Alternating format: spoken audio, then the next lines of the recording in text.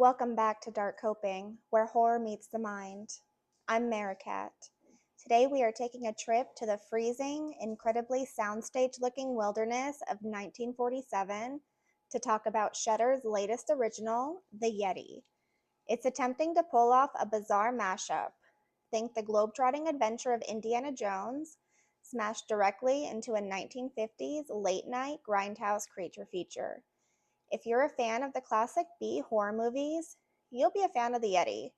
But as always, I sat down and watched this one to thoroughly analyze it and break down exactly what makes it tick for you. Our premise is pretty straightforward. It's 1947, and we follow a search and rescue expedition heading deep into the Alaskan wilderness. Their mission? To track down a missing, absurdly wealthy oil tycoon and a famous explorer who vanished without a trace. Before we trek any further into the snow, this is your official spoiler warning. We are breaking down the entire plot, the twists, and the ending. You've been warned. Right out of the gate, our characters make the classic horror movie mistake of walking into a hostile, isolated environment completely underprepared. They have a paper-thin plan, questionable survival skills, and seem entirely unbothered by the fact that the Alaskan wilderness they are trudging through looks suspiciously like an indoor set covered in clumpy artificial snow. The immersion breaks pretty early on, but you know what? That's just part of the B-movie charm. As we hit the second act, the pacing drastically slows down. The movie struggles with its own budget, which means a lot of the suspense relies on characters wandering around the fake snow looking worried. And when the attacks finally start happening, a lot of them occur completely off screen. Characters get unalived, just out of frame, leaving us to hear the screaming rather than to see the chaos. But then, the climax hits. The rescue team finds the tycoon's camp completely decimated. It turns out the tycoon wasn't just exploring, he was encroaching on territory that didn't belong to him. When the Yeti finally steps out of the shadows, all is forgiven regarding the budget. There is no CGI here. It is a massive, menacing, highly detailed, practical bodysuit.